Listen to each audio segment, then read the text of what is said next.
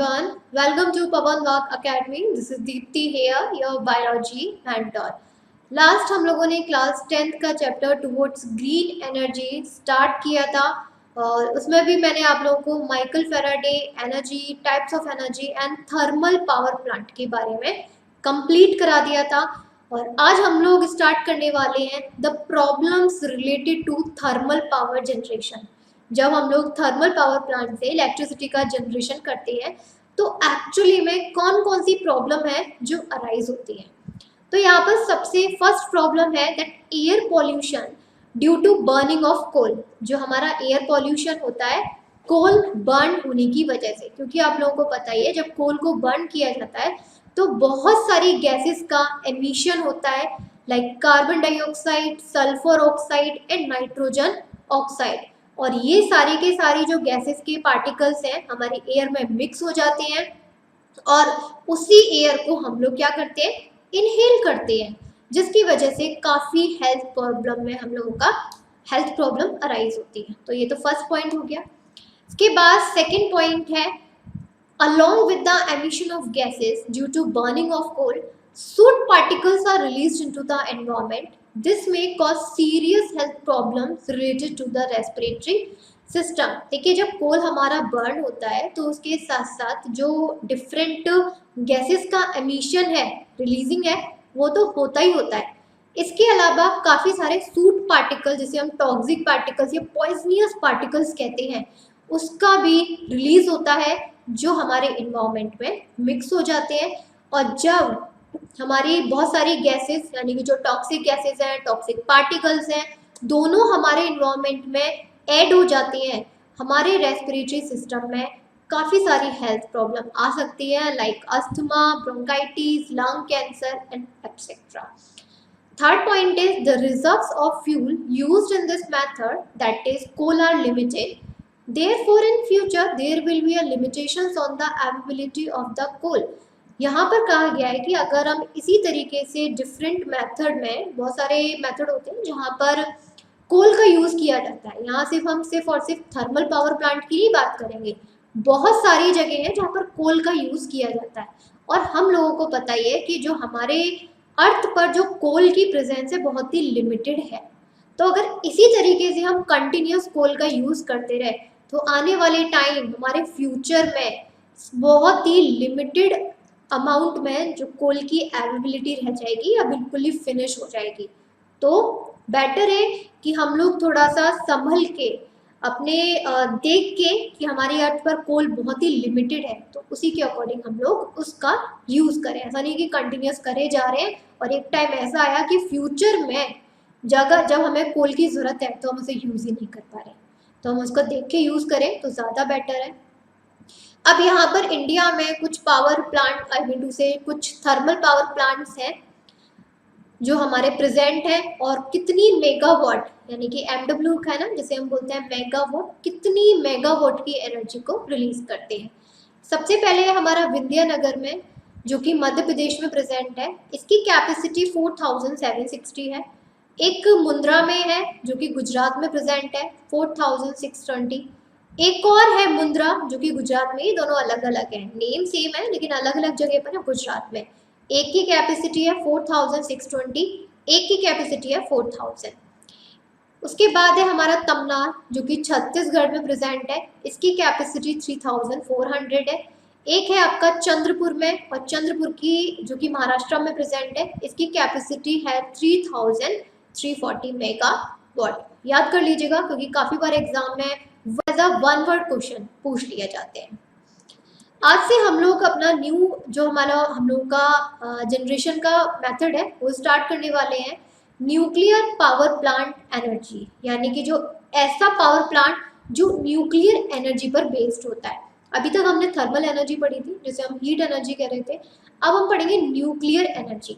Nuclear energy का मतलब है जब न्यूक्लियस ब्रेक होने के टाइमिंग पर जो एनर्जी रिलीज होती है, और इसे हम कहते हैं न्यूक्लियर एनर्जी। या आप लोग ये ज़रूर याद रखिए कि एक्चुअली में इसका जो नाम है वो रखा क्यों है। नाम रखा है कि एनर्जी सोर्स के बेसिस पर। मैंने आपको स्टार्टिंग में ही बताया था जब हम लोग का चैप्टर स्टार्ट हुआ था कि यहाँ पर आप लोग एनर्जी के डिफरेंट सोर्सेस पढ़ेंगे। अभी तक आपने क्या पढ़ा था कि हम लोगों की जो स्टीम है वाटर को बॉईल करके प्लस हीट कहाँ से आ रही थी, कोल से आ रही थी। आ रही थी कि नहीं आ रही थी? हीट हमारे कोल बर्न के साथ आ रही थी। अब यहाँ पर जो एनर्जी आएगी, यहाँ पर हम कोल का यूज नहीं करेंगे, यहाँ पर हम लोग क्या है एटम का यूज करेंगे जहां से न्यूक्लियर एनर्जी रिलीज होगी in the power plant based on nuclear energy also. ये जो पावर प्लांट है किसकी एनर्जी पर बेस्ड होता है, न्यूक्लियर एनर्जी की बेस्ड होता है। Steam turbine is use to rotate the generator. यहाँ पर भी क्या है, जो टरबाइन है स्टीम से ही रोटेट कराया जाता है और यहाँ पर जब रोटेट होता है तो जनरेटर में इलेक्ट्रिकल एनर्जी प्रोड्यूस होती है।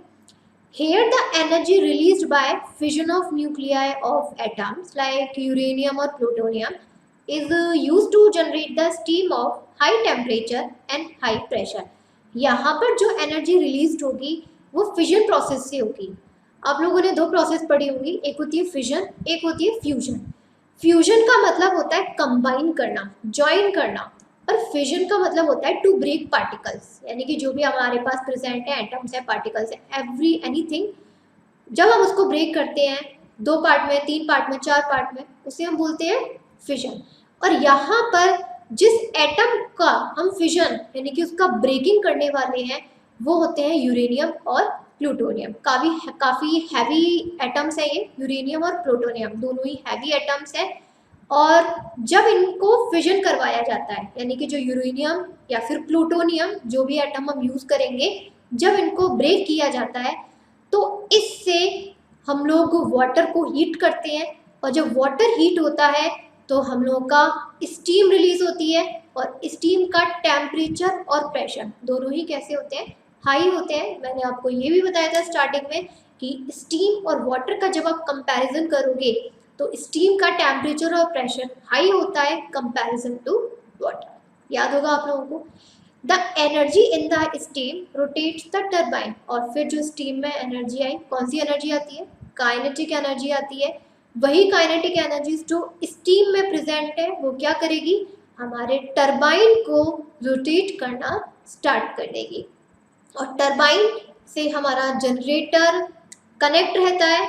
जब हमारा टरबाइन रोटेट करेगा तो जनरेटर में जो मैग्नेट लगी है वो रोटेट होगी, मैग्नेट की मैग्नेटिक फील्ड चेंज होगी और वहाँ पर जो कंडक्टर होगा उसमें हमारे इलेक्ट्रिसिटी यानी कि पोटेंशियल डिफरेंस का प्रोडक्शन हो जाएगा। ऐसी है। देखिए यहाँ पर जो पूरा मेथड है सेम एज इट इज है जो कि आपके थर्मल एनर्जी में था, बस यहाँ पर डिफरेंस किसका है कि यहाँ पर हम कोल की जगह एटम का फिजन कर पाएंगे, वही मेन है और वही हमें समझना है। यहाँ पर होता है nuclear reactor for nuclear fission, जो अभी हम लोग सेटअप भी देखेंगे पूरा न्यूक्लियर पावर प्लांट का, जैसे हमने थर्मल पावर प्लांट का देखा था। यहाँ पर सबसे पहले न्यूक्लियर रिएक्टर एक चैम्बर की तरह होता है जहाँ पर एटम यानी कि न्यूक्लियर फिजन कराया जाता है।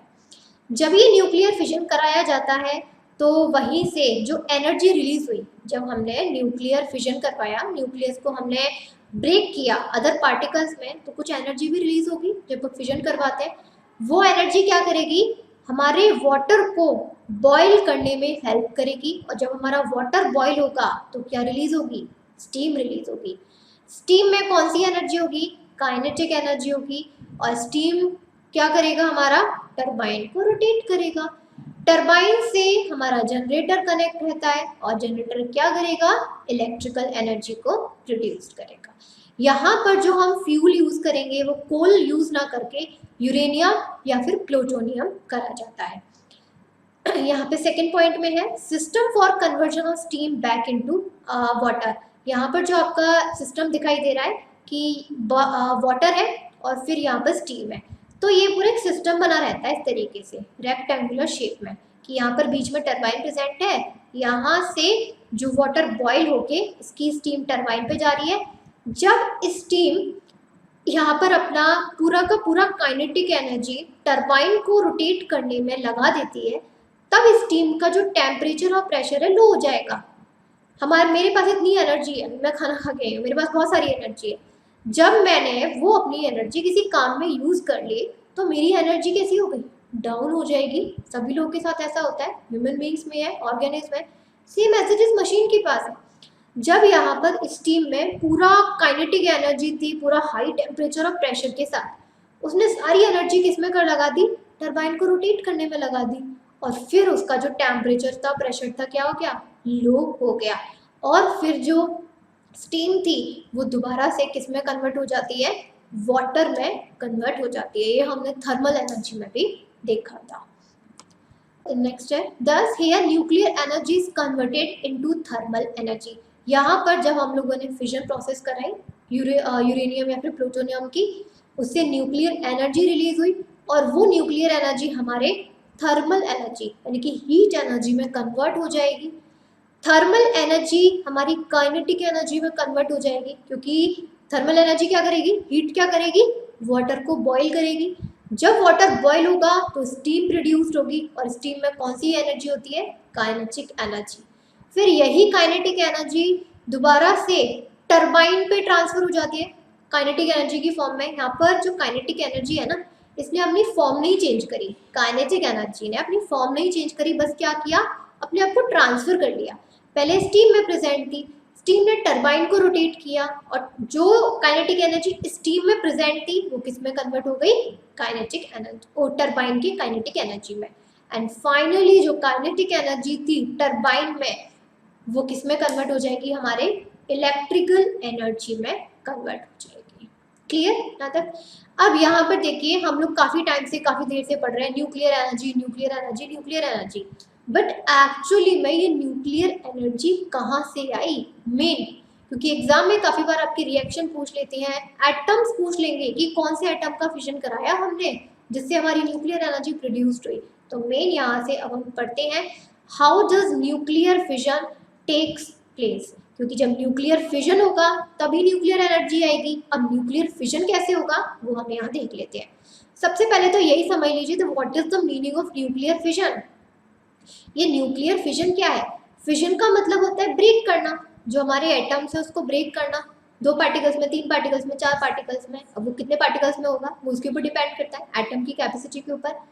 न्यूक्लियर का मतलब होता है कि जब न्यूक्लियस डिवाइड होता है, क्या डिवाइड होगा, न्यूक्लियस, की जिस एटम में, कोई एटम है और उस एटम के अंदर जो न्यूक्लियस प्रेजेंट है, जब वो अपने आप को फिजन करेगा, जब हम बोलते हैं न्यूक्लियर फिजन। अब यहाँ पर जो हम लोगों ने एटम यूज किया है वो यूज किया है यूरेनियम 235। यूरेनियम 235 हमारे पास सपोज करिए एक एटम है। अब यहाँ पर हमने क्या किया, एक न्यूट्रॉन बॉम्बार्ड करवाया, गिराया, बॉम्बार्ड का मतलब गिराना होता है। हमारे पास एक एटम था यूरेनियम 235, हमने क्या किया, एक न्यूट्रॉन को लेके उसके ऊपर बॉम्बार्ड करवा दिया। अब यहाँ पर अभी था 235, यूरेनियम 235 ने क्या किया, उस न्यूट्रॉन को कर लिया एब्जॉर्ब, उसने क्या किया, एब्जॉर्ब कर लिया, और अपना एक आइसोटोप बना लिया जिसे हम बोलते हैं यूरेनियम 236। आप लोगों को पता ही होगा यूरेनियम 236 आइसोटोप है यूरेनियम 235 का। लेकिन कभी आपसे क्वेश्चन पूछ लिया कि एक्चुअली में ये आइसोटोप बना कैसे, कैसे बना, जब हमने एक न्यूट्रॉन को यूरेनियम 235 पर बॉम्बार्ड यानी कि गिराया, राइट। क्या बन गया हमारा 236। Uranium 236 being extremely unstable converts into atoms of barium and krypton। अब यूरेनियम 236 क्या करेगा, वो अपने आप को अनस्टेबल कर लेगा, क्योंकि जो यूरेनियम 235 है ऑलरेडी हैवी एटम है, बहुत ज़्यादा, अपने भार को ना वो संभाल नहीं पाता। जब तक उसमें 235 है तब तक तो वो स्टेबल रह जाता है, लेकिन एक और न्यूट्रॉन्स पे बॉम्बार्ड करवा दिया तो यूरेनियम 235 236 में कन्वर्ट हो गया, और वो हो गया अनस्टेबल, क्योंकि हैवी एटम है। अब भाई अपना भार तो वो खुद संभाल नहीं पा रहा, एक और न्यूट्रॉन आ जाए अनस्टेबल हो जाएगा। जैसे ही यूरेनियम 236 अनस्टेबल होगा, क्या होगा, यहाँ पर ये ब्रेक हो जाएगा, यूरेनियम 236 ब्रेक हो जाएगा, और ब्रेक होने के बाद इसके 2 प्रोडक्ट रिलीज होते हैं, एक है बेरियम, एक है क्रिप्टन, और इसी प्रोसेस को हम क्या बोलते हैं, फिजन कहते हैं। पहले क्या हुआ कि यूरेनियम 235 था, यूरेनियम 235 पे हमने एक न्यूट्रॉन को बॉम्बार्ड गिराया, यूरेनियम 235 बहुत ही हैवी एटम होता है, अपना भार वो खुद नहीं संभाल पाता। उसने एक न्यूट्रॉन को जो हमने उस पर बॉम्बार्ड करवाया था एब्जॉर्ब तो कर लिया और आइसोटोप बन गया 236, बट वो हो गया अनस्टेबल। खुद इतना हैवी था, एक और न्यूट्रॉन आ गया अनस्टेबल। अनस्टेबल जैसे ही वो बिखर गया, जब कोई चीज अनस्टेबल हो जाएगी तो वो क्या है, बिखर जाती है, ब्रेक हो जाएगी। और जब ये ब्रेक होता है तो इसके दो एटम्स रिलीज होते हैं, एक बेरियम और एक क्रिप्टन, जिसको हम बोलते हैं फिजन प्रोसेस। और इसके साथ साथ इसमें 3 न्यूट्रॉन भी रिलीज होते हैं। बेरियम और क्रिप्टन तो प्रोडक्ट बने ही बने, इसके अलावा इसमें 3 न्यूट्रॉन भी रिलीज होते हैं एंड 200 MeV एनर्जी भी रिलीज होती है। और इसी एनर्जी को हम लोग बोलते हैं न्यूक्लियर एनर्जी। अब समझ में आया कि क्या है एक्चुअली में न्यूक्लियर एनर्जी। न्यूक्लियर एनर्जी जब यूरेनियम ने अपने आप को ब्रेक किया, ब्रेक करने के बाद जो एनर्जी रिलीज हुई 200 MeV, इसी को हम क्या बोलते हैं, न्यूक्लियर एनर्जी। अब यहाँ पर हम रिएक्शन के थ्रू भी समझ लेते हैं। यहाँ पर देखिए, सबसे पहले ये आप देख सकते हैं यूरेनियम 235 था, राइट, बहुत ही हैवी एटम था। इस पे एक न्यूट्रॉन का बॉम्बार्ड करवाया गया, फेंका गया। यूरेनियम 235 किस में कन्वर्ट हो गया, 236 में कन्वर्ट हो गया। अनस्टेबल हो गया ना, हो गया कि नहीं हो गया। जैसे ये अनस्टेबल हुआ, इसमें कौन सी प्रोसेस होगी, न्यूक्लियर फिशन प्रोसेस होगी, क्योंकि जो यूरेनियम 235 के अंदर न्यूक्लियस था वो अपने इलेक्ट्रॉन प्रोटॉन न्यूट्रॉन को क्या है, बाइंड करे हुए था, लेकिन उसमें इतनी कैपेसिटी नहीं थी कि वो एक और न्यूट्रॉन को बाइंड कर सके। जैसे ही यूरेनियम 236 हो गया, एक न्यूट्रॉन को एब्जॉर्ब करने के बाद, न्यूक्लियस क्या कर रहा था, सारे इलेक्ट्रॉन प्रोटॉन न्यूट्रॉन को बाइंड करके रख रहा था ताकि एक एटम बन सके। लेकिन अब इतना हैवी हो गया कि न्यूक्लियस सारे इलेक्ट्रॉन और न्यूट्रॉन की जो इसमें कंसंट्रेशन नंबरिंग बढ़ गई, जो न्यूक्लियस है वो क्या करेगा, सबको बिखर देगा, यानी कि ब्रेक कर देगा, जिसे हम बोलते हैं न्यूक्लियर फिशन। और हमारे प्रोडक्ट क्या बनते हैं, बेरियम, क्रिप्टन, 3 न्यूट्रॉन रिलीज होते हैं। एज यू कैन सी यहाँ पे 3 न्यूट्रॉन है और एनर्जी कितनी रिलीज होती है, 200 MeV रिलीज होती है, जिसे हम बोलते हैं न्यूक्लियर एनर्जी। अब यहाँ पे ये जो 3 न्यूट्रॉन है ना, अब ये इनका कुछ ना काम तो होगा, ऐसा तो है नहीं कि एनवायरमेंट में हमारे बस ऐसी है। ये अगेन क्या करेंगे, जो और अदर यूरेनियम पार्टिकल्स होंगे, यहाँ पे जो अदर यूरेनियम एटम्स होंगे, जैसे कि फर्स्ट, सेकेंड, थर्ड, और भी होंगे बहुत सारे। यहाँ पे 3 न्यूट्रॉन है, तीनों न्यूट्रॉन ने क्या किया, जो अदर 3 यूरेनियम 235 थे उन पे दोबारा से बॉम्बार्ड कर दिया कि नहीं कर दिया। ये दोबारा से यूरेनियम 236 बन गए, तीनों के तीनों यूरेनियम 236 यानी कि आइसोटोप बन गए। दोबारा से ये अनस्टेबल हो गए। अनस्टेबल होने के बाद दोबारा से इन्होंने बेरियम, क्रिप्टन, 3 न्यूट्रॉन और 200 MeV एनर्जी में रिलीज हो गए, प्रोडक्ट बना दिया। इसने भी ऐसे ही किया, ये भी यूरेनियम 236 बन गया। इसने भी बेरियम, क्रिप्टन, 3 न्यूट्रॉन और 200 MeV एनर्जी को रिलीज कर दिया।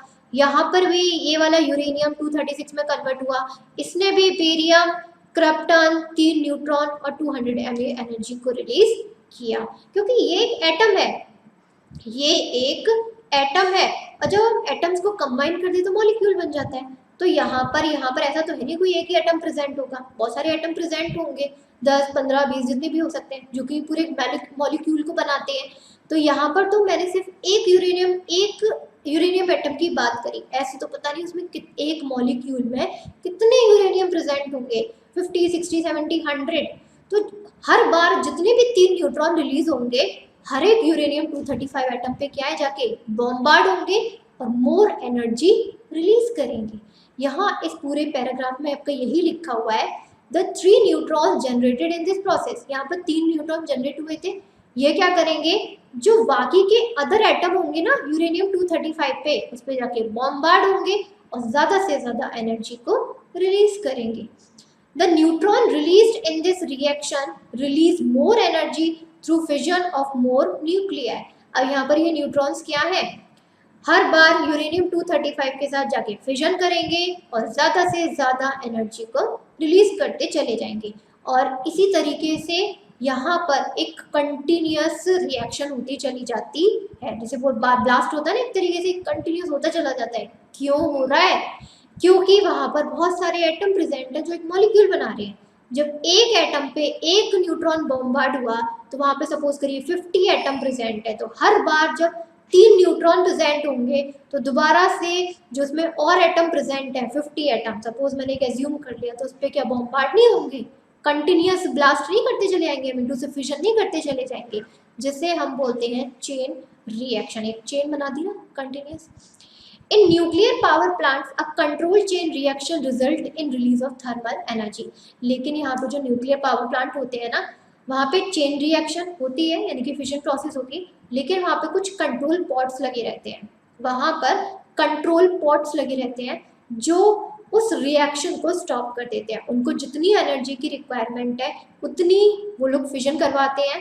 अब उन्हें लगता है कि इनफ है, इतनी एनर्जी हमारे लिए इनफ है इलेक्ट्रिसिटी जनरेट करने के लिए, उस रिएक्शन को वो क्या कर देते हैं, वहीं पर स्टॉप कर देते हैं, और फिर यही एनर्जी हमारी इलेक्ट्रिसिटी जनरेट करने में हेल्प होती है। ये रिएक्शन बहुत ही इंपॉर्टेंट है कि किस तरीके से आपका जो बॉम्बार्ड है फिर फिशन प्रोसेस होती है, काफ़ी बार पूछ लेते हैं एग्जाम में। अब यहाँ पर हम लोग इसके पूरे डायग्राम से भी समझ लेते हैं। डायग्राम में देखिए आप पूरा, आपको ये पूरा सिस्टमैटिक दिख रहा होगा। यहाँ पर क्या है, यहाँ पर सबसे पहले आपको एक चैम्बर दिखाई दे रहा है, ये चैम्बर दिखाई दे रहा है। एक्चुअली सबसे पहले तो यही समझ लीजिए चैम्बर क्यों है। ये चैम्बर क्या करता है, इसके अंदर जो न्यूक्लियर रिएक्टर प्रेजेंट है जहाँ पर न्यूक्लियर फिजन की प्रोसेस करवाई जा रही है, वो बहुत ही हार्मफुल होता है, डेंजरस होता है। तो अगर यहाँ पर एक चैम्बर नहीं होगा ये पूरा, तो इस चैम्बर में अगर ये लोग न्यूक्लियर फिजन की प्रोसेस नहीं कर पाएंगे तो उससे जो भी हार्म होगा ना आसपास के एरिया को हो जाता है। इसलिए यहाँ पर एक चैम्बर बना के रखते हैं ताकि जो न्यूक्लियर फिजन की रिएक्शन हो रही है ना वो इस चैम्बर तक रहे, बाहर लोगों को कोई भी नुकसान ना हो।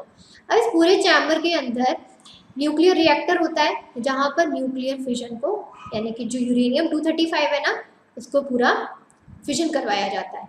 और जैसा कि मैंने बताया यहाँ पर कंट्रोल पॉट्स प्रेजेंट रहते हैं, क्योंकि अगर यहाँ कंट्रोल पॉट्स नहीं होंगे ना, जो चेन रिएक्शन है यानी कि जो फिजन है होता ही चला जाएगा, होता ही चला जाएगा, जब तक होगा जब तक कि जो अगर उसमें 50 एटम प्रेजेंट है, 50 एटम पूरी तरीके से ब्लास्ट या फिजन नहीं हो पाते। तो 50 एटम्स का पूरा ब्लास्ट या फिजन होना इट्स वेरी डेंजरस। तो यहाँ पे कंट्रोल पॉट्स लगे रहते हैं कि उनको जितनी एनर्जी की रिक्वायरमेंट है उतनी एनर्जी वो लोग क्या करेंगे, इन मतलब डेवलप करवाएंगे, फिर उसके बाद कंट्रोल पॉट्स के थ्रू वो एनर्जी को रोक देते हैं, आई से उस रिएक्शन को रोक दिया जाता है। अब यहाँ से आपका यहाँ पर आपका बॉयलर लगा रहता है, ये आपको दिख रहा है ना, दिस वन पूरा ये है boiler, this one is boiler. यहाँ पर वाटर रहता है, यहाँ पर क्या है, वाटर की प्रेजेंस रहती है। यहाँ पर क्या था, यहाँ पर पूरा न्यूक्लियर फिजन हुआ और न्यूक्लियर फिजन से हमारी एनर्जी रिलीज हुई, न्यूक्लियर एनर्जी रिलीज हुई। अब न्यूक्लियर एनर्जी क्या करेगी, हमारी यहाँ पर पूरा जो पानी प्रेजेंट है ना इस बॉयलर में उसको हीट करेगी, हीट एनर्जी आई, हीट करेगी, टेम्परेचर हाई करेगी, थर्मल एनर्जी। कौन सी एनर्जी, थर्मल, हीट एनर्जी, बताया था मैंने लास्ट वीडियो में आप लोगों को। अब यहाँ पर पूरा पानी क्या है, पूरा हीट अप हो गया, राइट। जब पानी पूरी तरीके से बॉयल हो गया, हीट हो गया, तो इसे स्टीम निकलेगी और यहाँ से स्टीम निकल के डायरेक्ट किसके पास जा रही है, टरबाइन के पास। ये पूरा टरबाइन है, यहाँ पे थोड़ी सी टरबाइन की शेप अलग होती है। तो यहाँ पर बॉयलर, पानी बॉयल हुआ और इसकी हीट जो एनर्जी थी वो कहाँ पर आ गई, हमारे इस पूरे टरबाइन पर आ गई। स्टीम में कौन सी एनर्जी होती है, काइनेटिक एनर्जी होती है, क्योंकि जब पानी हीट हो रहा था तो हीट एनर्जी, थर्मल एनर्जी। जब थर्मल एनर्जी जब हमारे पानी से स्टीम निकलने लगी तो कौन सी एनर्जी आ गई, काइनेटिक एनर्जी, क्योंकि स्टीम का टेम्परेचर और प्रेशर दोनों हाई हो गया। अब यही काइनेटिक एनर्जी क्या करेगी, हमारे स्टीम जो है इस पूरे टरबाइन को रोटेट करना स्टार्ट कर देगी। अब स्टीम में जितनी काइनेटिक एनर्जी थी वो सारी की सारी एनर्जी टरबाइन को रोटेट करने में लग गई और इस टरबाइन से क्या कनेक्टेड रहता है, हमारा जनरेटर कनेक्टेड रहता है। जनरेटर में हमारी मैग्नेट रहती है और मैग्नेट हमारी रोटेट होगी। जब टरबाइन रोटेट होगा फील्ड चेंज होगी मैग्नेट की, और जब फील्ड चेंज होगी मैग्नेट की तो यहाँ पर इलेक्ट्रिकल एनर्जी का प्रोडक्शन हो जाता है। अब यहाँ पे देखिए, यहाँ पर क्या था हमारा, जब स्टीम ने सारी की सारी एनर्जी टरबाइन को रोटेट करने में लगा दी तो स्टीम का जो टेम्परेचर और प्रेशर होगा वो डिक्रीज हो जाएगा ना, क्योंकि उसकी एनर्जी जो उसके पास थी वो तो उसने टरबाइन को रोटेट करने में लगा दी। बाकी का उसका जो टेम्परेचर और जो हमारा प्रेशर था डिक्रीज हो गया। डिक्रीज होने के बाद जो स्टीम है ये कंडेंसर में आना स्टार्ट हो जाती है।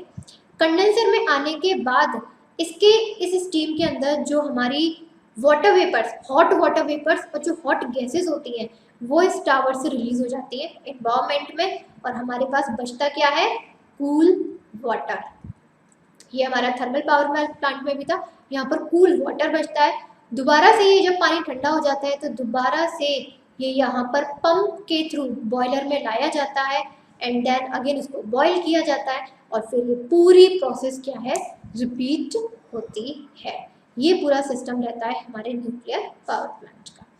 A nuclear power plant does not use fossil fuel like coal। अब हम लोग को ये तो पता ही है कि जो हमारे न्यूक्लियर पावर प्लांट होते हैं कोल तो यूज करते नहीं है, तो यहाँ पर ना एयर पॉल्यूशन की कोई प्रॉब्लम ही नहीं है, क्योंकि एयर पॉल्यूशन कब होगा, जब एमिशन होगा गैसेस का, और गैसेस का एमिशन तो कोल में होता है, न्यूक्लियर पावर प्लांट में तो नहीं हो रहा ना, न्यूक्लियर फिजन में तो नहीं हो रहा है, तो यहाँ पर एयर पॉल्यूशन का कोई प्रॉब्लम नहीं होता है, कोई अराइजेशन नहीं होता है।